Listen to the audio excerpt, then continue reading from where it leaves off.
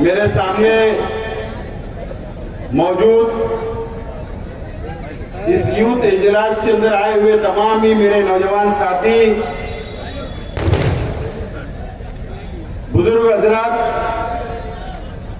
दोस्तों और साथियों,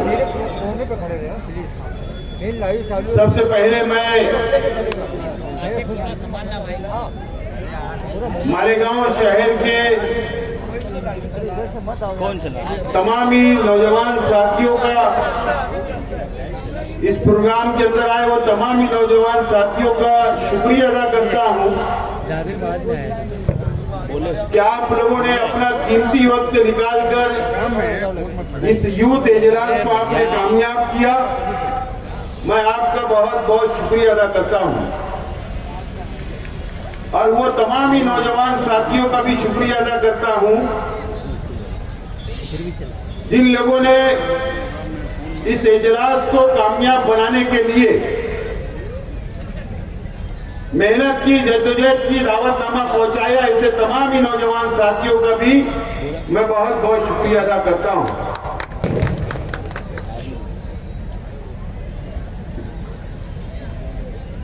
और तमाम ही नौजवान साथियों को सलाम करता हूं कि आपने आज ये साबित कर दिया कि नौजवानों की फौज,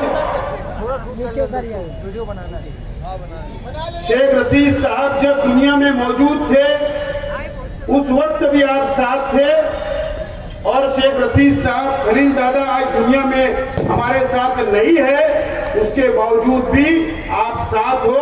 मैं आपको बहुत बहुत सलाम पेश करता हूं।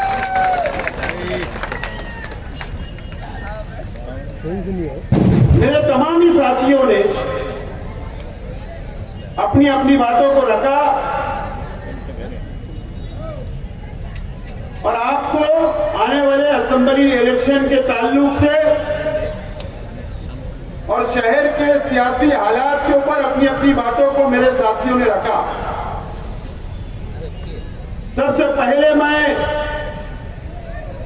मेरे तमाम ही मुकर्रिर साथियों ने जो तकरीरें की, अगर उसमें कुछ भी गलतियां हुई होगी तो मैं उनके तरफ से मैं सबसे पहले तो माफी चाहता हूं, माजरत चाहता हूं। जज्बात में कुछ जुमले निकल जाते। यह हमारा मालेगांव शहर मस्जिद और मीनारों का शहर है दोस्तों।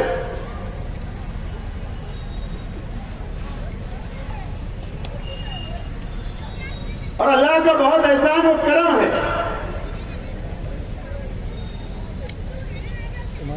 कि पूरे हिंदुस्तान के अंदर, पूरे मुल्क के अंदर ऐसा शहर हमको कहीं नजर नहीं आता। हम उस शहर के नौजवान हैं, बुजुर्ग हैं, और उस शहर के हम नौजवान हैं और हम उस शहर के मुसलमान हैं।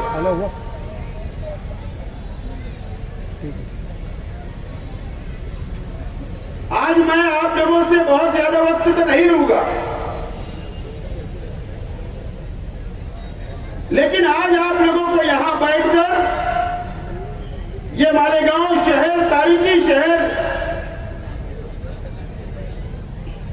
पूरे मालेगांव शहर की आवाम को सोचना पड़ेगा, समझना पड़ेगा कि आज हम कहां खड़े हैं, आज हम किस मोड़ के ऊपर खड़े हैं,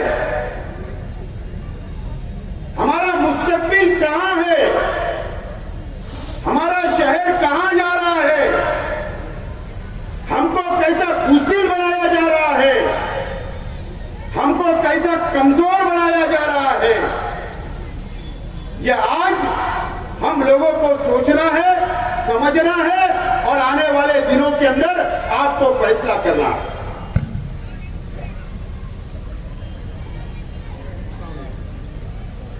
खासतौर पर नौजवान साथियों, खासतौर पर इस शहर के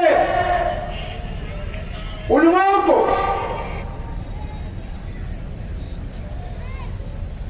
फैसला करना है आने वाले दिनों के अंदर हमको क्या तय करना है। इस महाराष्ट्र के अंदर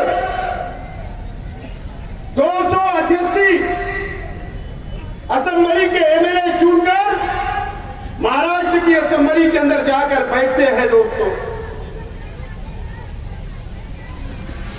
288 एमएलए होते हैं चुनकर जो जाते हैं, वो हर समाज, हर धर्म, हर जात के लोग जाकर वहां पर चुनकर जाकर नुमाइंदगी करते हैं महाराष्ट्र की असेंबली के अंदर। हमारा शहर बहुत हसास, बहुत मजहबी है।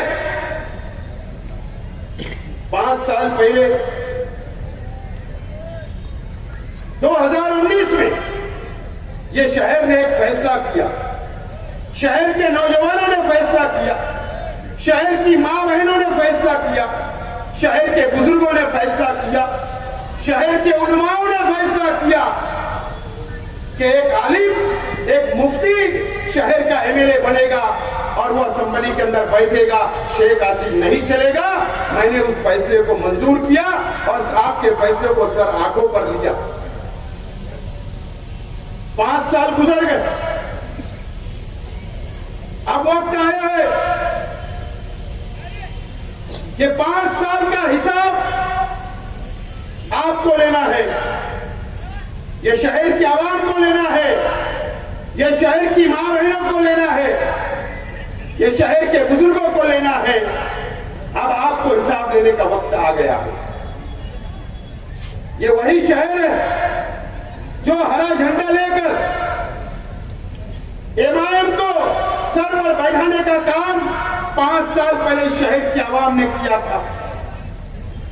जज्बाती सियासत नौजवानों के ऊपर हावी रही, मजहबी सियासत शहर के ऊपर हावी रही। शहर ने फैसला कर दिया कि एमआईएम का उम्मीदवार वहां जाकर बैठेगा और मालेगांव शहर की नुमाइंदगी करेगा और महाराष्ट्र की नुमाइंदगी करेगा। महाराष्ट्र के अंदर एमआईएम के 2 एमएलए चुनकर आए, एक मालेगांव से और एक धुलिया से। आपने क्या 5 साल के अंदर कभी जायजा लिया कि आपका एमएलए जिन्होंने आपने जिसको वोट दिया वो 5 साल में आपकी नुमाइंदगी किया या नहीं किया?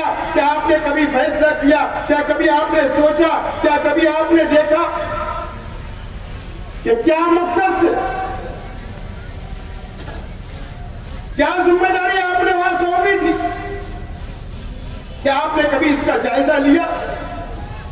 आज वक्त आ गया है कि आपको जायजा लेना पड़ेगा दोस्तों। अगर कोई एक एमएलए चुनकर आता तो उसकी यह जिम्मेदारी नहीं होती कि वो उसकी शहर की सिर्फ नुमाइंदगी कर सकता। उसकी यह नुमाइंदगी, उसकी जिम्मेदारी होती है कि अगर महाराष्ट्र के मुसलमानों के साथ कहीं भी अत्याचार हो रहा है, जुल्म हो रहा है, मुसलमानों के खिलाफ अगर कोई ताकतें जुल्म कर रही है तो कोई भी मुसलमान एमएलए या कोई भी हिंदू भाई एमएलए खड़े रह के महाराष्ट्र की असेंबली के अंदर बोल सकता है, आवाज उठा सकता है। क्या एक मर्तबा भी आपके लिए आवाज उठाई गई क्या? या ये महाराष्ट्र के मुसलमानों के लिए आवाज उठाई गई क्या? आप कुछ सोचिए, समझिए और फैसला करिए। फैसला करिए आपने क्या हुआ इन 5 सालों में? मुझे बताइए। मैं किसी के जात या धर्म के महापुरुषों के खिलाफ नहीं हूं मैं, लेकिन बोलना इसलिए पड़ता है कि अगर कौम के नाम पर, मिल्लत के नाम पर, मुसलमानों के नाम पर अगर मजहब की दुआई देकर अगर आपने वोट ली तो आपके ऊपर हमारा जिम्मेदारी है, आपकी जिम्मेदारी के इन लोगों से सवाल करना चाहिए। औरंगाबाद का नाम संभाजी नगर रख दिया गया, रखा गया कि नहीं? क्या हमारे शहर के एमएलए साहब ने महाराष्ट्र की असेंबली के अंदर आवाज उठाने का काम किया क्या? मैं आपसे सवाल करता हूं। संभाजी नगर रख दिया गया, आवाज उठी नहीं उठी? इसके जिम्मेदार कौन है? कौन है जिम्मेदार? ये वही महाराष्ट्र है ये वही औरंगाबाद शहर है जहां से एमआईएम का एक खासदार भी चुन कर गया, एमआईएम का एक एमएलए भी 2014 में चुन कर आया। क्या इनकी जिम्मेदारी नहीं थी कि महाराष्ट्र के असेंबली के अंदर ये आवाज उठाते कि क्यों औरंगाबाद का नाम तब्दील किया जा रहा है? इनकी जिम्मेदारी थी, इन्होंने आवाज नहीं उठाया। दोस्तों,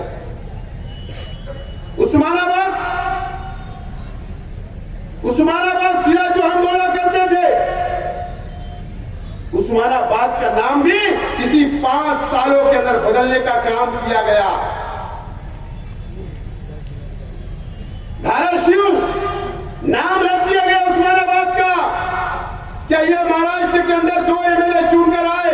क्या हमारे शहर के एमएलए ने वहां पर आवाज उठाने का काम किया? क्या कभी आपने ये सोचा? कभी आपने नहीं सोचा। दोस्तों, आज अहमदनगर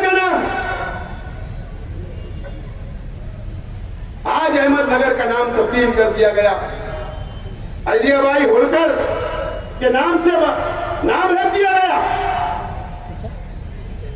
क्या हमारे शहर के एमएलए या जितने भी महाराष्ट्र के अंदर मुसलमान एमएलए थे, क्या उनकी जिम्मेदारी नहीं है? क्या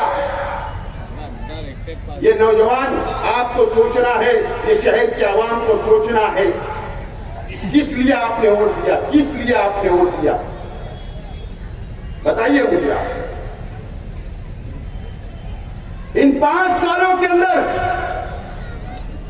क्या हुआ? हमारे हुजूर की शान में गुस्ताखी हुई। रामगिरी महाराज ने हमारे हुजूर की शान में गुस्ताखी की। ये सिर को जाकर शहीदों की यादगार के पास एहतजाज दर्ज करने का काम किए। आज क्या मैं बोल रहा हूं, आज आदिवासी भाई जितने एमएलए महाराष्ट्र के अंदर उनके समाज के ऊपर उनका आरक्षण खत्म करने की बात की जा रही थी, आज पूरे महाराष्ट्र के वो आदिवासी आमदारों ने, एमएलए लोगों ने मंत्रालय के ऊपर से जाली के ऊपर छलांग मार दी, वहां एहतजाज किया क्योंकि उनके समाज के ऊपर बात आई। क्या हमारे शहर के एमएलए मुंबई जाकर क्या उन्होंने कभी एहतजाज किया? क्या मुख्यमंत्री के सामने बैठे? क्या वहां पर आजाद मैदान में धरना दिए? क्या इसका जवाब कौन पूछे? कौन पूछेगा? नीतीश राणे जो बीजेपी का एमएलए, उसने क्या किया? मालेगांव शहर के अंदर आता है, मालेगांव शहर के अंदर आता है, किले के ऊपर चला जाता है। किले के ऊपर उसकी इतनी हिम्मत और ताकत हो गई और किले की तरफ बस्ती के ऊपर नजर डालकर उंगली बताकर ये बोलता है कि ये बस्ती कमिश्नर बाजू में है और उसके ऊपर कमिश्नर उसका सत्कार करता, इस्तेकबाल करता, उसको बोलता तेरे पास बुलडोजर नहीं होगा तो मैं बुलडोजर लाकर तोड़ डालता हूं ये बस्ती को। किसके राज में हुआ? इन 5 सालों के अंदर हुआ ये। क्या कभी आपने सोचा? क्या कभी आपने समझा?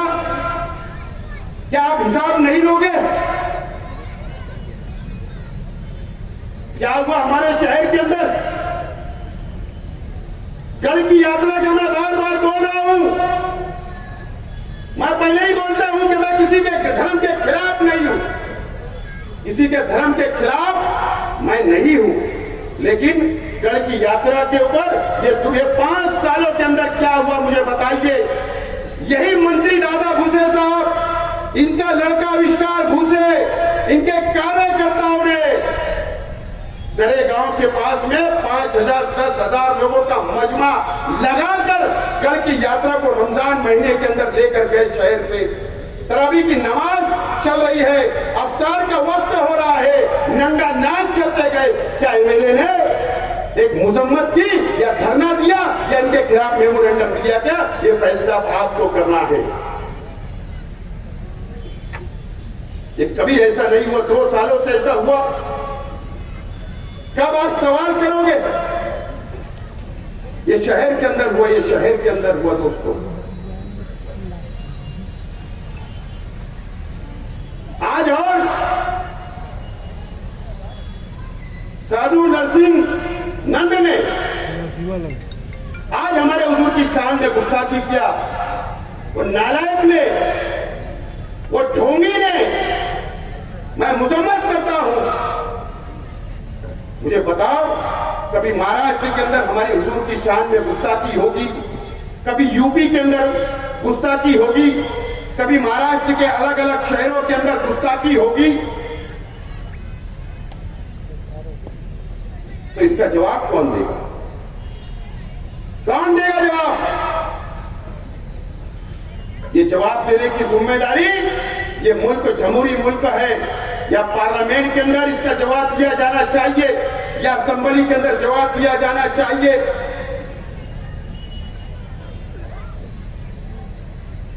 हालात दिन ब दिन खराब होते जा रहे हैं मुल्क महाराष्ट्र के। हमारी हुजूर की शान में गुस्ताखी हो रही है, मस्जिदों में घुसकर मारने की बात की जा रही है। अब यह फैसला आपको करना है कि आने वाले दिनों के अंदर इस शहर का एमएलए कैसा चाहिए आपको। 5 साल आपने देखा, 5 साल आपने देखा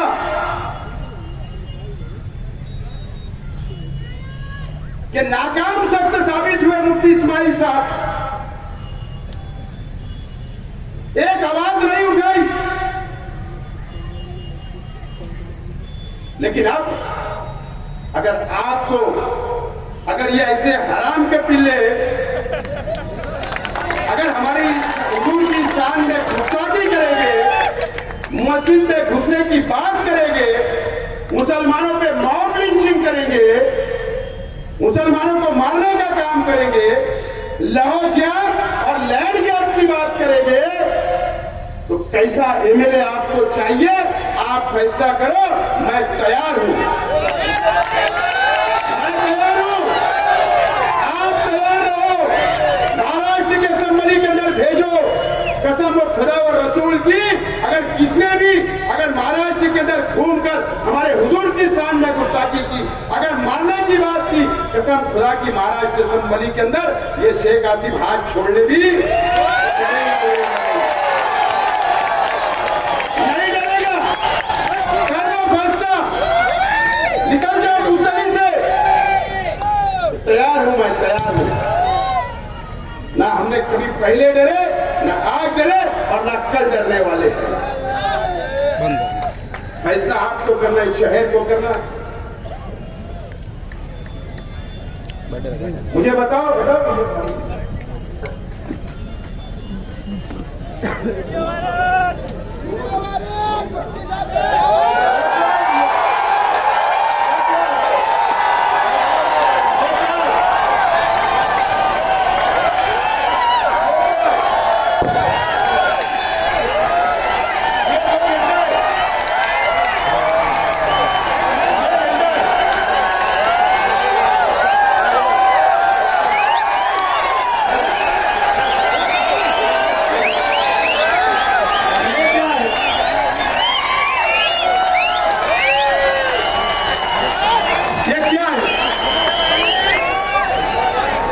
एक फिलिस्तीन का झंडा है और एक हमारे देश का, जिससे हम मोहब्बत करते हैं, उसका झंडा, तिरंगा हमारा, जो हमारा गर्व है, हमको उस पर फख्र है।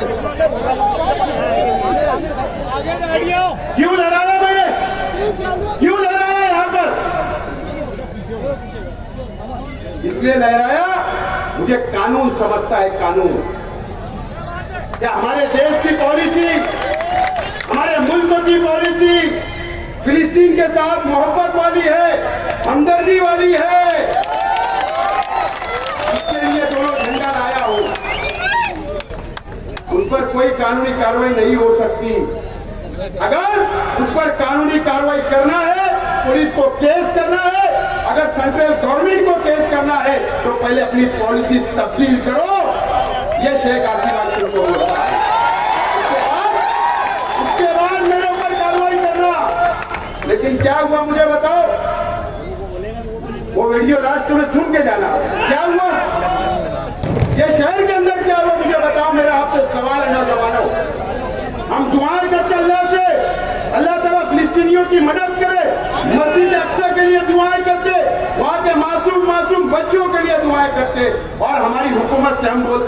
कि फिलिस्तीन के साथ खड़े रहो, वहां के मासूमे के साथ खड़े रहो और इजराइल की हम मजम्मत करते हैं। एक नौजवान ने सर्वे नंबर 57 में एक नौजवान उसने ईदगाह के ऊपर झंडा लहरा दिया। झंडा लहराया था कि नहीं फिलिस्तीन का? कोई कानूनी कार्रवाई हुई, जेल गया, लेकिन उसके फौरन बाद यहां मीडिया वाले हैं, उन्होंने शहर के एमएलए से पूछा, इंटरव्यू लिया। बोले एमएलए साहब, एक बच्चे ने यहां पर नौजवान ने फिलिस्तीन का झंडा लहराया, तो आपका क्या बोलना है? बोले मेरे उससे कोई ताल्लुक नहीं। क्या बोले? मेरा उससे कोई ताल्लुक नहीं। मुझे बताओ, अगर एक एमएलए एक नौजवान के साथ खड़े नहीं रह सकता, तो ये 7 लाख आबादी का कैसे खड़े रह सकता है? ये फैसला आपको करना है, ये शहर को करना है। एक नौजवान के साथ नहीं खड़े रह सकता इस शहर का एमएलए, कैसे आपका साथ दे सकते? कैसे शहर के नौजवानों का साथ दे सकते हैं? मुझे बताओ। मेरा सवाल है, आपको सोचना है नौजवानों, आपको फैसला करना है, ये शहर को फैसला करना है, शहर की मां बहनों को फैसला करना है, जो मुसल्ले पर बैठकर फिलिस्तीन की हिमायत के अंदर फिलिस्तीन के मासूमों के लिए दुआएं करती है। उस मां बहनों को सोचना है, वो बुजुर्गों को सोचना जो ताज्जुब में उठकर फिलिस्तीन के लिए दुआएं करते हैं, मस्जिद अक्सा के लिए दुआएं करते हैं, उनको सोचना है। अगर एक झंडा लेकर एक नौजवान के साथ नहीं खड़े रह सकते, शहर के एमएलए उसकी हिमायत में नहीं बोल सकते, तो वो तुम्हारे लिए क्या खड़े रहेंगे? ये सवाल तुम्हारे सामने है। शहर के नौजवान, फैसला आपको करना है। बोल दिया उन्होंने। मुझे बताओ, 12 नवंबर कम से कम 100 से ज्यादा नौजवान जेल में थे। 100 से ज्यादा नौजवान थे। किसके लिए जुलूस निकला था? शहर बंद किसके लिए था? किसके लिए था? अरे हमारे हुजूर की शान में गुस्ताखी हुई, शहर बंद। अरे भीख मांगने वाला भी रास्ते पे नहीं था। एहतजाजी तौर पर मेमोरेंडम देने के लिए जा रहे थे। जो भी हालात बने, जो भी फतरा हुआ, जो भी वहां पर पुलिस और पब्लिक में झगड़ा हुआ, उसकी इंक्वायरी चल रही, उसमें कुछ बोलना नहीं है। लेकिन मुझसे भी मीडिया वालों ने सवाल किया, मैंने क्या जवाब दिया कि बाहर के लोगों ने आके पथराव किया पुलिस पर, सारा हॉस्पिटल पर। यह शेख आसिफ ने बयान दिया था कि बाहर के लोग आए थे, मालेगांव के नहीं थे। मैं तो साबिक के एमएलए, हमारे शहर के एमएलए ने क्या बोला?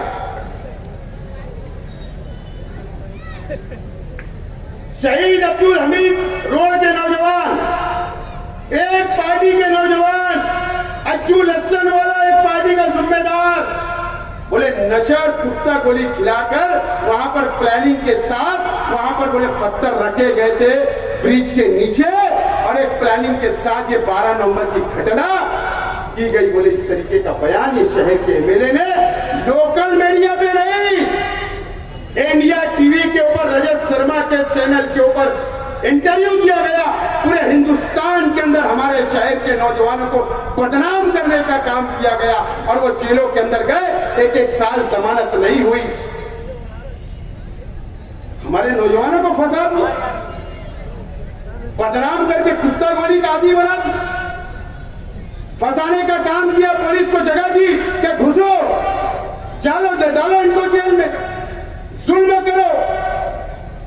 इस तरीके का एमएलए,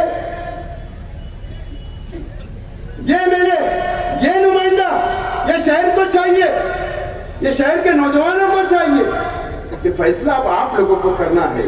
12 नवंबर में भी अल्लाह का करम है, कि 5 लाख से ज्यादा रुपया मैंने कई नौजवानों को छुड़ाने के लिए हाई कोर्ट तक गया और छुड़ा के लाया। मैं तो उनके कुछ नहीं देना, मदद की और करता रहूंगा। लेकिन आपको कैसा एमएलए चाहिए जो आपके लिए खड़े नहीं होता? ऐसा एमएलए नहीं चाहिए कि सर्वे नंबर 10 से गली के अंदर से भाग जाने वाला एमएलए आपके शहर को नहीं चाहिए, आपके शहर को नहीं चाहिए। ये फैसला आप लोगों को करना है, आप लोगों को ये फैसला आप करना पड़ेगा। शहर की आवाम से मेरा सवाल है कि आप सवाल पूछो, नौजवान सवाल पूछो। आपको बुज़दिल बनाने का काम किया गया, आपको डराने का काम किया गया और फिरका परस्त हमारे शहर पर मुकम्मल तौर पर हावी हो चुके हैं। ये आप अपनी आंखों से देख रहे हैं, आप अपनी आंखों से देख रहे हैं। मुझे बताओ, कौम के नाम पर, मिल्लत के नाम पर मुसलमानों की दुआएं देकर 19 के अंदर आपसे वोट ली गई। क्या किया आज के एमएलए साहब ने? असेंबली के अंदर गए, मैं बार बार बोल रहा हूं, मेरा जवाब दो कि 5 साल आप शिवसेना और बीजेपी के लोगों को एमएलसी के अंदर, राज्यसभा के अंदर आपने करोड़ों रुपया रिश्वत ली, करोड़ों रुपया रिश्वत देकर बीजेपी और शिवसेना के लोगों को चुनकर देने का काम आपने वहां पर जाकर किया महाराष्ट्र असेंबली के अंदर। आप जवाब दो मुफ्ती इस्माइल साहब, आपको जवाब देना पड़ेगा। इस शहर की आवाम को करोड़ों रुपया लिया गया, या तो बताओ कि पहले मैंने कांग्रेस के उम्मीदवार को वोट दिया, बताओ कि मैंने राष्ट्रवादी के उम्मीदवार को वोट दिया, सेकुलर पार्टी के उम्मीदवार को दिया, उसका नाम बता दो। वो वीडियो भी अभी आपको बताई जाएगी। आपको भेज दिया गया, आपकी वोटों का सौदा कर लिया गया। वहां पर शिंदे साहब आज के मुख्यमंत्री के साथ में जब ये चुन कर आए तो 6 दिन ये सरकारी गेस्ट हाउस में वहां पर थे वर्ली के अंदर, और 1 दिन खाना के एक होटल के अंदर ये थे। ये शिवसेना वाले इनको संभाल रहे थे और आप कौम के नाम पर, मिल्लत के नाम पर आपकी ओर ले जाकर वहां बेचने का काम इन्होंने 5 साल के अंदर किया। इसका जवाब मुफ्ती इस्माइल साहब आपको देना पड़ेगा, देना पड़ेगा आपको। आपने शहर का सौदा किया, यहाँ के मुसलमानों का सौदा किया, माँ बहनों के जज्बात से खेलने का काम किया, नौजवानों के जज्बात से खेलने का काम किया मुफ्ती इस्माइल साहब। आपने आपको इसका जवाब आपको देना पड़ेगा शहर की आवाम को। आप छूट नहीं सकते मुफ्ती इस्माइल साहब। आपको जब हिसाब देने का वक्त आया, हिसाब देने का वक्त आ रहा है, बस 10-15 दिन के अंदर आचार संहिता लगेगी, तो आपने क्या किया? आपने मेरे जैसा, हमारे साथियों की तरह ऐसा जलसा लेना चाहिए था। आपने 5 साल का हिसाब देना था कि मैंने ये तामीरी काम किया, वो तामीरी काम किया, ये मैंने तीर मारा, ये मैंने बंदूक मारा, ये बताना था, ये तोप मारा। तुमने तो ऐसा कुछ किया ही नहीं, कुछ नहीं किया। मुफ्ती इस्माइल साहब, मैं ईमानदाराना अल्लाह को हाजिर नाज़िर जानकर एक बात बोलता हूं। देखो, मुझे अल्लाह से मैं बहुत डरता हूं और अल्लाह से डरना चाहिए, बंदों से नहीं। मैं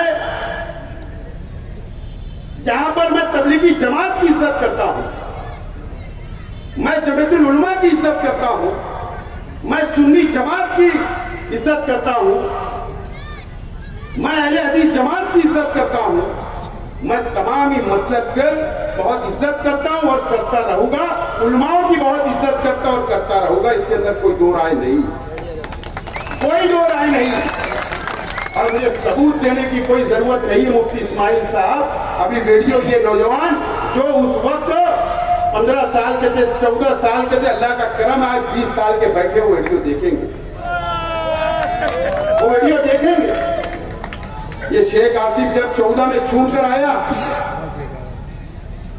और जब पहला इजलास असेंबली का नागपुर के अंदर था, आरएसएस के हेडक्वार्टर के अंदर इजलास था, आरएसएस के हेडक्वार्टर नागपुर के अंदर असेंबली का। आशीष शेलार जो बांद्रा से एमएलए है बीजेपी का, उसने जमीयतुल उलमा के ऊपर पाबंदी की बात की थी। मुफ्ती इस्माइल साहब, आप उस वक्त भी सदर थे। मेरी दुआ है मुफ्ती इस्माइल साहब, आप जमीयतुल उलमा के ताहयात सदर रहे, लेकिन ये जमहूरी मुल्क है, ये शहर के अवाम ताहयात एमएलए नहीं रखने वाली। ये जमहूरी मुल्क क्या और होती है। 5 साल आप हमेशा ताहयात एमएलए नहीं रहेंगे मुफ्ती साहब। मैं चुन कर गया, आशीष शेलार ने जमीयत उलमा के ऊपर पाबंदी की बात की और क्या कहा था कि जमीयतुल उलमा बम ब्लास्ट के आरोपी लोगों की, जो मुजरिम होते हैं, उनकी जमानत करवाती है। इस तरीके का इल्जाम लगाया और उनके ऊपर बहुत खराब इल्जाम जमीयत को उस वक्त लगाया गया था। अल्लाह का करम है कि पूरे महाराष्ट्र के अंदर, मैं चैलेंज से बोल रहा हूँ, पूरे महाराष्ट्र के अंदर उस वक्त 2014 के अंदर जितने भी एमएलए चुनकर आए थे, अल्लाह का करम है कि शेख आसिफ ये मालेगांव का सपुत्र था, ये मालेगांव का लड़का था, इस मिट्टी का था कि वहां पर जमीयत की बाजू मानने का काम, जमीयत के बाजू मानने का काम शेख आसिफ ने किया था और दलील दिया था, दलील मजबूत दलील दिया था। पाबंदी की बात आई तो मैंने वहां पर लड़ा और अल्लाह का करम है मुफ्ती इस्माइल साहब, अगर आपकी याददाश्त अगर अच्छी नहीं होगी तो जाके महाराष्ट्र की जमीयतुल उलमा जो गुलजार आजमी साहब है और उनके साथी आज भी है दुनिया में, उनसे जाकर पूछना कि आपने इस्तेमाल किया था कि नहीं किया था, शेख आसिफ का इस्तेमाल किया था कि नहीं, ये जाकर आप पूछना मुफ्ती इस्माइल साहब। क्या सबूत देने की बात कर रहे हो आप? जमीयतुल उलमा की मैं इज्जत करता हूं और करता रहूंगा। मैं तो यहाँ के जमीयतुल उलमा के उनके जो साथी है, जो ओहदेदारान है, उनका भी बहुत एहतराम इज्जत करता हूँ। मैं उनसे अपील करता हूँ कि मुफ्ती इस्माइल साहब अपनी चेयर बचाने के लिए आप का भी इस्तेमाल कर रहे, आप भी जरा इस्लाह कर लीजिए। मैं आपके खिलाफ नहीं हूँ, आप बोलिए, मुझे मालूम है मालिक सेठ बकरा, मैं उनकी बहुत इज्जत करता और करता रहूंगा। आप मालिक सेठ बकरा साहब, आपने कहा आप जमीयत की मीटिंग में कि पिलखोड़ी की जबान काट ली जाएगी, पिलखोड़ी की जबान काट ली जाएगी, आपने बोला मालिक सेठ, लेकिन मुझे बुरा नहीं लगा, अल्लाह आपको और तौफीक दे, मैं आपकी इज्जत करता रहूंगा मालिक सेठ। लेकिन इतना कर लो कि तुम किस रास्ते पे शहर को लेकर जा रहे हो, किस रास्ते पर लेकर जा रहे हो, या आप इस्लाह कर लो मत। आप जमीयत की आड़ में छुपो मत मुफ्ती इस्माइल साहब। आप ये शहर ने आपको जमीयत के नाम पर 5 साल पहले वोट नहीं दिया था, आपको एमआईएम के नाम पर वोट दिया था। आपको ये शहर के अंदर विकास बताना पड़ेगा, सोलर बताना पड़ेगा। जमीयत के नाम पर आप नहीं छूट सकते मुफ्ती इस्माइल साहब, जमीयत के नाम पर आप नहीं छूट सकते मुफ्ती साहब, आपको इस शहर को जवाब देना पड़ेगा। मैं इज्जत करता था, करता रहूंगा। अगर मेरे भाई से या मेरे परिवार से या मेरे चाहने वालों से अगर कोई गलती हुई होगी तो मैं अल्लाह वास्ते आपसे भी माफी मांगता और महाराष्ट्र की जमीयत से भी माफी मांगता। लेकिन आप इस तरीके से राजकारण, गंदा राजकारण करोगे, ये मुझे अपेक्षा नहीं थी मुफ्ती साहब, ये अपेक्षा नहीं थी। इस तरीके का गंदा राजकारण नहीं होना चाहिए। अरे जब पैदा हुआ तो अल्लाह अकबर की अजान मेरे कान में भी गुजी, मेरे परिवार के कान में भी अजान दी गई। एक अल्लाह, एक रसूल, एक कुरान को मानने वाले हम लोग भी हैं, लेकिन आप इस तरीके का भेदभाव अगर ये शहर के अंदर करना चाहते तो मुफ्ती इस्माइल साहब, ये शहर के लिए अच्छा नहीं है, वो भी एक कुर्सी के लिए जो 2 टके की कुर्सी नहीं है, उसके लिए आप इस तरीके का गंदा राजकारण करोगे, ये अपेक्षा नहीं थी मुफ्ती इस्माइल साहब आपसे। ऐसी उम्मीद नहीं थी कि तुम ये शहर के अंदर जमीयत के नाम पर और पार्टी के नाम पर और खानदान के नाम पर अगर आप बांटने की कोशिश करेंगे तो मुफ्ती साहब, ये अच्छा ये शहर का मुस्तकबिल के लिए नहीं है, ये शहर के नौजवानों के मुस्तकबिल के लिए नहीं है, यहाँ के मसलकी झगड़े के लिए मुस्तकबिल उसके लिए ठीक नहीं है, बिरादरीवाद के लिए ठीक नहीं है, काला और गोरे के लिए ठीक नहीं है। ये हमारा एक शहर, एक ताकतवर शहर है, एक हिंदुस्तान कुरान के अंदर नाम रखा, मस्जिद और मीनारों के शहर को तोड़ने की कोशिश मत करो मुफ्ती साहब। मैं आपसे हाथ जोड़ के अपील करता हूँ, हाथ जोड़ के अपील करता हूँ मुफ्ती साहब। कब तक? बस ना, भूख भरी नहीं, पेट खाली है। 10 साल ये शहर में दिया मुफ्ती साहब, पहले दिन तो 1 रुपया भी दिया, वोट भी दिया, 3 मेयर भी आपको दिए, 3 डिप्टी मेयर भी दिए, स्टैंडिंग चेयरमैन भी शहर में दिया, आपके लिए दुआएं हुई, 2 मरतबा एमएलए बन गए। अब कितना, कब काम करोगे, कब काम करोगे? आपको काम करना पड़ेगा मुफ्ती साहब। अच्छी बात नहीं है ये शहर के लिए। आज बाहालत मजबूरी में बोल रहा हूं, और मैं आज शहर के तमाम उलमाओं से, तमाम बुजुर्गों से, तमाम मेरी माँ बहनों से, तमाम नौजवान साथियों से, एक एक मासूम बच्चे से, एक एक उलमाओं से, मदरसे के बच्चों से, सभी मसलक की तंजीमों से, सभी तंजीमों के उलमाओं से मैं अपील करना चाहता हूं कि आप फैसला कर लो ये शहर का मुस्तकबिल क्या होने जा रहा है। आपको फैसला करना पड़ेगा। अगर ये शहर ने फैसला नहीं किया,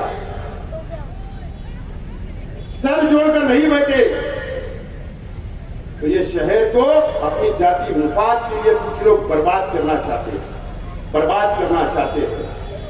अगर मैं यहाँ आज हिम्मत और ताकत से बोल रहा तो मुझे मालूम है एक दिन मौत मुझे भी आनी है, एक दिन मुझे भी मौत आनी है। मैं किसी से डरता नहीं अल्लाह के सिवा। बहुत डराने की कोशिश हुई, बहुत दमबाजी की गई। मैं जिम्मेदारी से बोल रहा हूँ, खुले मंच से बोल रहा हूँ, मीडिया के सामने बोल रहा हूँ, स्क्रीन लगाकर बोल रहा हूँ, ये शहर बर्बाद हो चुका है, बर्बाद। नौजवानों, ये शहर को संभाल लो, इस शहर को बचा लो। मुफ्ती इस्माइल साहब और जो हमारे मुखालिफ लोग, इन्होंने मिलकर दादा भुसे के साथ मिलकर ये शहर को लूट डाला है, लूट डाला है। शेख आसिफ जिम्मेदारी से आज इस अंसार जमात खाना ग्राउंड पर बोल रहा है, लूट डाला है। 200 करोड़ रुपए का टेंडर निकला, आपको पता है क्या? 200 करोड़ का टेंडर निकलता है, 60 करोड़ रुपया आपके जेब का पैसा, मेरे जेब का पैसा टैक्स का जाने वाला है। 140 करोड़ गवर्नमेंट से आने वाला है। दादा भुसे साहब ने टेंडर निकाला, हमारे हिस्से में कितना आया? 10 से 15 करोड़ भी दादा भुसे साहब ने दिया नहीं, 250 करोड़ रुपया उनके इलाके के अंदर लेकर चले गए, और जो 15 करोड़ रुपया इनको बांट दिया गया और 60 करोड़ रुपया हमारा जा रहा है। इसका जवाब कौन देगा मुफ्ती साहब? आप जिम्मेदार हो इस शहर को बर्बाद करने के लिए। 800 करोड़ रुपए के कर्जदार हम हो गए, 800 करोड़ रुपए के कर्जदार हम हो गए। ये कर्ज कैसे फिरेगा? हमारे ही टैक्स, हमारे ही कारखानों के ऊपर टैक्स बढ़ाया जाएगा, हमारे ही घरों के ऊपर टैक्स बढ़ाया जाएगा, हमारी दुकानों पर टैक्स बढ़ाया जाएगा। आने वाले दिनों के अंदर ये शहर को टैक्स भरना पड़ेगा, सिर्फ टैक्स भरना पड़ेगा, सहूलतें कुछ नहीं मिलेगी आपको। ये बात याद रखना आप लोग। मैं शहर की आवाम से बोलना चाहता हूं, जाइए आप अपने इलाकों से, जहां से भी आप आए, जाकर अपने अपने इलाके देखिए कि वहां पे रास्ता है क्या, रोड है क्या, गटर है क्या, संडास है क्या, गार्डन है क्या, सहूलत है क्या, पानी है क्या, बोरिंग है क्या? जाकर सहूलतें नहीं है, लेकिन उधर तमाम ही सहूलत ये 2-2.5 सालों के अंदर जब से प्रशासन राज आया, ये मुफ्ती इस्माइल साहब ने दादा भुसे साहब से साठ करके ये शहर को बर्बाद किया अपने जाति मुफाद के लिए।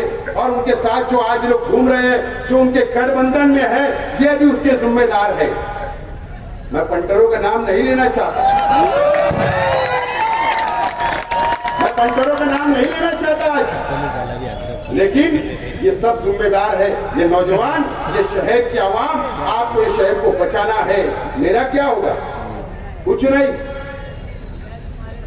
गिरा देंगे, लेकिन ये शहर का नुकसान होगा। ये शहर टूट जाएगा, गरीब टूट जाएगा, अमीर टूट जाएगा, बुनकर टूट जाएगा, ये शहर बर्बाद हो जाएगा, ये शहर बर्बाद हो जाएगा। मेरा कुछ नहीं होगा, मैं घर जाऊंगा, बाल बच्चों में रहूंगा, कारोबार करूंगा, आराम से जिंदगी गुजार सकता हूं, लेकिन मेरे वालिद ने इंतकाल से पहले भी और मुझे तैयार किया था और कहा था कि अगर मैं मर भी गया तो ये शहर के गरीबों को छोड़ना मत, ये शहर को छोड़ना मत, इनका साथ देते रहना। इसके लिए आज मैं इलेक्शन लड़ने के लिए खड़ा हो रहा हूं, आपको संभालने के लिए मैं खड़ा हो रहा हूं। मेरा क्या होगा, लेकिन आज आपको समझना है। मुफ्ती साहब आप गोली मारेंगे, मैं तैयार हूं, कहां है वक्त बताओ, मार देना। अगर मेरे गोली, मैं मरने से, मुझे गोली लगने से अगर आपको एमएलए की चेयर मिलती है तो मुबारक हो, आप बता देना कहां पर आना, इंशाल्लाह ये शेख आसिफ आकर खड़ा रहेगा आपके सामने। बता दो वक्त, एड्रेस पता आप बताना, मैं आने के लिए तैयार हूं। काहे के लिए इलेक्शन करवा रहे, मार दो एक गोली। आप तो सरकार ने लाइसेंस दिया आपको, मत कराओ इलेक्शन, लेकिन आप गलत करो, अभी मार देंगे, नॉमिनेशन के बाद मारो तो जीत के आएंगे। नॉमिनेशन होने दो, विड्रॉल होने दो, उसके बाद मारेंगे तो उम्मीदवार कम होगा ना। अगर मुझे आज मार देंगे, फिर एक आध खड़ा होंगे तो किसको किसको गोली मारोगे तुम? किसको? मुस्तकीम को मारोगे, शान को मारोगे, किसको मारोगे? मेरे भाई को मारेंगे, जाज बेग को। नॉमिनेशन हो जाने दो, उसके बाद मार देना, मार देना। क्या होगा, इलेक्शन ही नहीं होगा, तुम तो चुन के आए हो। वन साइड, काय को 1.5 लाख की बात कर रहे हो, वन साइड मार देना। लेकिन ये शहर को बचाने की जिम्मेदारी दोस्तों आप लोगों की। मैं दिलाऊंगा आजादी आपको, ये फिरका परस्तों से आजादी दिलाने का काम शेख आसिफ करेगा, ये नीचे गिराने से आजादी दिलाने का काम शेख आसिफ करेगा। जो हुजूर की शान में गुस्ताखी करेगा, मैं उनसे आपको आजादी दिलाने का काम करूंगा असेंबली के अंदर जाकर। ये शहर को आजादी चाहिए, ये शहर गुलामी की जिंदगी जी रहा है 2-2.5 सालों से, और ये भी दादा भूसे के साथ मिलकर गुलाम बनाने का काम ये शहर के एमएलए साहब ने किया। समझो, मुझे बताओ क्या कमी है?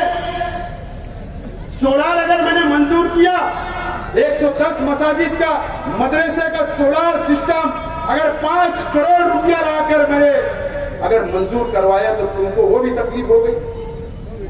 बताओ, मैंने तमाम ही मसलक की ईदगाहों का वाल कंपाउंड बनाया, जब भी आपको तकलीफ हुई? बताओ, अगर मैंने उर्दू घर बनाया तो भी तकलीफ हुई, फ्लाईओवर ब्रिज बनाया तो भी तकलीफ हुई, हज कमेटी बनी उस वक्त भी तकलीफ हुई। जितने तामीरी काम में करता कि आपको तकलीफ हुई, ये जिम्मेदारी आपकी थी। तो मुफ्ती साहब आप बता दो कि मैंने फला फला मदरसे का 100x100 का वाल कंपाउंड मंजूर किया, एक बता दो। चलो, तुम आलिम हो ना, मुफ्ती हो ना, तुम्हारी जिम्मेदारी नहीं थी? नहीं थी क्या? एक मदरसे का वाल कंपाउंड नहीं बनाया आपने, संडास बाथरूम तक मेरे फंड से नहीं बनाया, वहां पर मदरसे के बच्चों को सहूलत नहीं दी, और आप बात करते हो।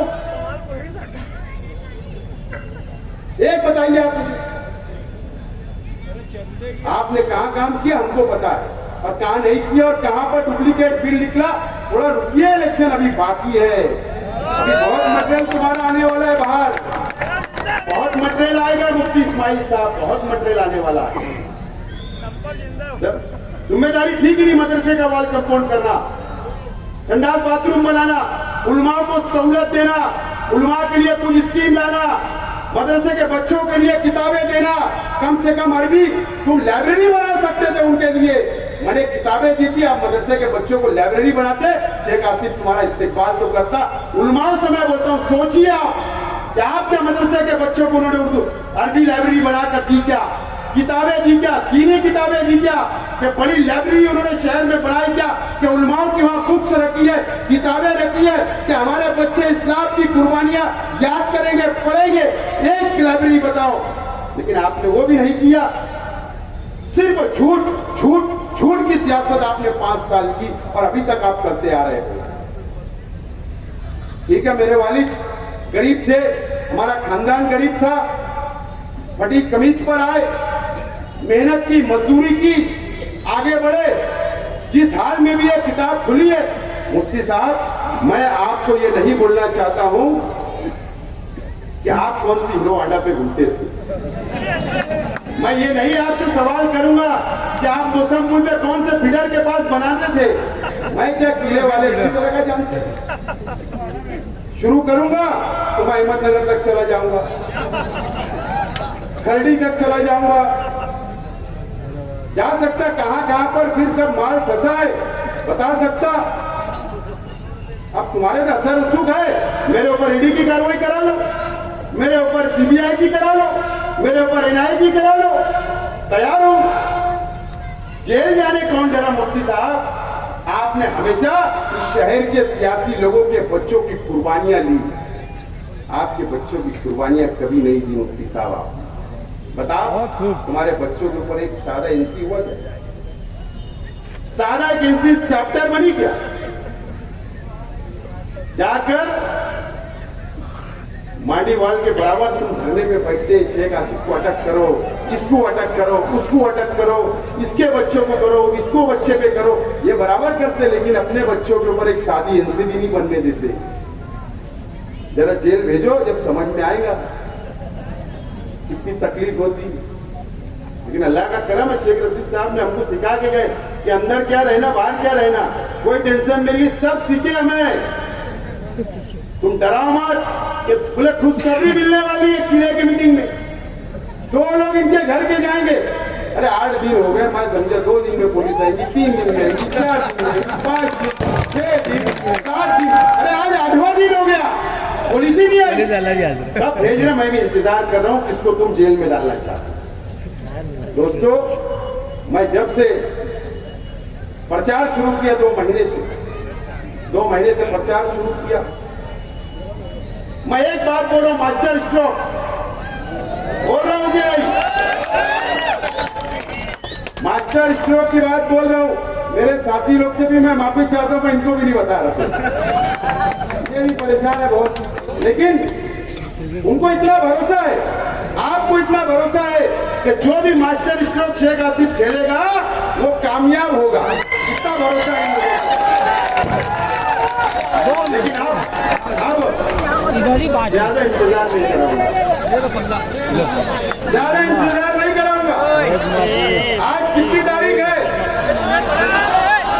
4 और 10 से 11 दिन इंतजार करो, सिर्फ 10 से 11 दिन। आपको डंडा भी दूंगा, झंडा भी दूंगा और मास्टर स्ट्रोक भी दूंगा। फिर मास्टर स्ट्रोक बताऊंगा, और इसी तरीके से मंच भी होगा उसी दिन, मीडिया भी होगी, मराठी मीडिया को भी बुलाऊंगा, शहर को आपको भी दावत दूंगा। सबके सामने मास्टर स्ट्रोक जब मारूंगा तो इंशाअल्लाह ये शहर और मेरे मुखालिफ भी चबा लेंगे, चबा लेंगे। कोई फिगर उगर मत करो, पवेलियन के बाहर,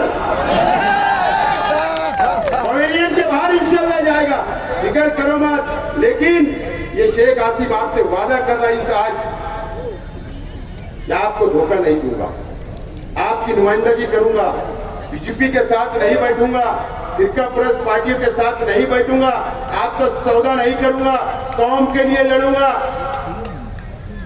कुर्बानी देना मेरे को पसंद रहेगा, जेल जाना पसंद रहेगा, लेकिन आपका सौदा नहीं करूंगा। ये बात का वादा आज आपको दिला रहा हूं, मेरा साथ दीजिए। मैं तमाम लोगों को बोलता हूं, आइए, अगर मुझसे जाने अनजाने में कोई भी गलती होगी, मेरे परिवार से हुआ होगा कोई गलती, तो मैं माफी मांगता हूं। आइए, मुझे समझिए, आइए मेरे करीब आइए, आइए बुनकर भाई आप भी करीब आइए, आइए मजदूर भाई आप भी करीब आइए, आइए मेरी माँ बहनें भी करीब आइए, मेरे बुजुर्ग भी आइए। एक मौका मुझे एक मौका आप दे दो 5 साल के लिए, ये शहर का काया पलटने का काम आपकी दुआओं से, मेरी माँ बहनों की दुआओं से, मेरे नौजवान साथियों की दुआओं से इंशाअल्लाह मैं इसको पूरा निभाने की कोशिश करूंगा और कोई भेदभाव नहीं करते हुए सबको साथ लेकर चलूंगा। ये वादा आज मैं अल्लाह को हाजिर नाजिर जानकर आपसे करता हूं। दोस्तों, एक मौका मुझे दे दो शहर की आवाम। मुफ्ती साहब ने कहा या किसी ने कहा कि यतीम वाली बात भी उन्होंने इंटरव्यू में कही। हाँ, मैं यतीम हूँ। हाँ, मेरे वालिद नहीं है, इंतकाल कर गए। हाँ, मेरी वालदा नहीं है, इंतकाल कर गई। हाँ, मेरे चाचा 3 चाचा इंतकाल कर गए। हाँ, मैं यतीम हूँ। लेकिन यतीमों के सर पर हाथ फेरने के लिए ये 7 लाख की आवाज है। यतीम के ऊपर हाथ रखेंगे ये, और इनकी दुआओं से इंशाअल्लाह असम्बली में पहुंचूंगा और ये शहर की भी और ये महाराष्ट्र की भी नुमाइंदगी करूंगा। मैं आज का आपको कसम खाकर बोलता हूँ दोस्तों, मुझे यतीम बोला गया चलेगा, जो जो बोलना है बोलिए, सब माफ, मैं सब माफ कर दूंगा। बोलिए मुझे जो बोलना है, मेरे परिवार को बोलिए, तनकीद करिए, जो आपको करना मैं तैयार हूँ। मैं आपका जवाब नहीं दूंगा। मैं आपका एहतराम करता हूँ और करता रहूंगा। उलमाओं का एहतराम करता, शहर के तमामी मसलक का एहतराम करता, तमामी उलमाओं का एहतराम करता, तमामी बिरादरी का, तमामी मसलक का, तमामी नौजवानों का, तमामी बुजुर्गों का, तमामी माँ बहनों का मैं एहतराम करता और करता रहूंगा। ये शहर मेरे लिए अजीज है, कुर्सी मेरे लिए अजीज नहीं है। ये शहर की आवाम मेरे लिए अजीज है। मैं ये वादा करता हूँ आज आपको,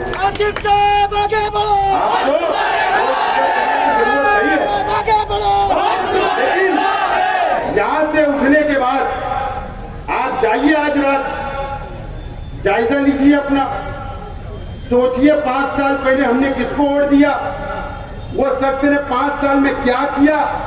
नौजवान भी सोचिए, आप भी सोचिए, शहर सोचिए कि हम कहां पर भटक गए, कहां भटकाया जा रहा है, किस रास्ते पर ले जाया जा रहा है।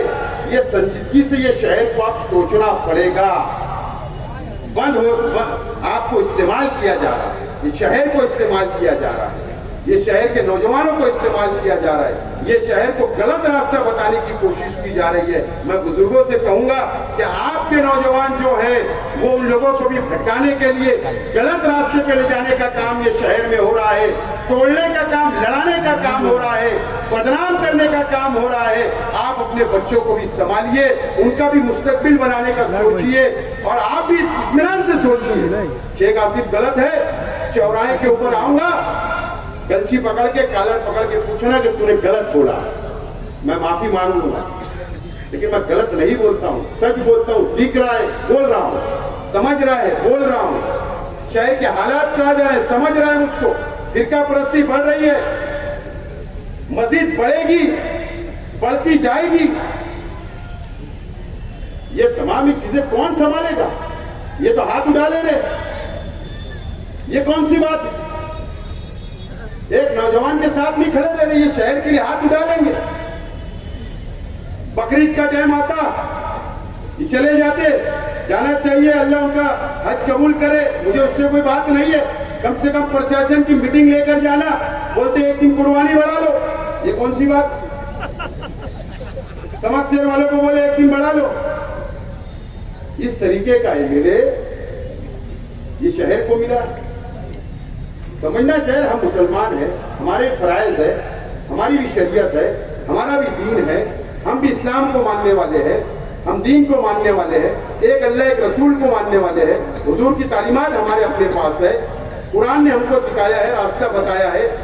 ये तमाम चीजें हम समझेंगे, उसमें कंप्रोमाइज अगर मेरे जैसा आदमी या कोई सियासी आदमी बोले तो हम मान ले। एक आलिम और एक मुफ्ती इस तरीके की बातें करते हैं, एक दिन आगे बढ़ा लो, अरे उनको बोलते उधर नहीं इधर आके कुर्बानी कर लो। मैं एमएलए रजा बोलता मेरे घर की गली के अंदर आके कर लो कुर्बानी, क्या होता है? बोले एक दिन आगे बढ़ा, अरे कोई बात है, कोई आपा का खेल है। तो ये तमाम चीजें इस शहर को समझना है। आज मुझे बहुत दिल खोलकर बोलना थी, सियासत होते रहेगी, चलता रहेगा, इलेक्शन आएगा, हार और जीत होगी, लेकिन कब तक मैं नहीं बोलूं कब तक मैं आपको नहीं समझाऊं, कब मैं आपके लिए रुकता रहूं, तो ये शहर का नुकसान होते जा रहा। आप देखना, हम लोगों को बर्दाश्त नहीं बर्दाश्त होता। अब ये आपको समझना है, शहर को समझना है। अगर नहीं समझे नौजवानों, शहर बर्बाद हो जाएगा। बहरहाल मैं जितनी बातें बोलना था, हो सकता है जाने अनजाने में मुझसे तकरीर में गलती हुई तो अल्लाह वास्ते माफ करना, लेकिन मैं आप लोगों से बोलता हूँ, आने वाला मुस्तकबिल ये शहर का अपना है। ये शहर को एक मजबूत क़यादत की जरूरत है और मैं आपके लिए मजबूत क़यादत खड़ा हूँ आपके सामने। आप मुझे असेंबली में पहुंचाइए और उसके बाद देखिए आप। बहरहाल वीडियो देख कर जाइए नौजवान, आप लोग ऐसे बैठे रहे। बहुत बहुत शुक्रिया, आपको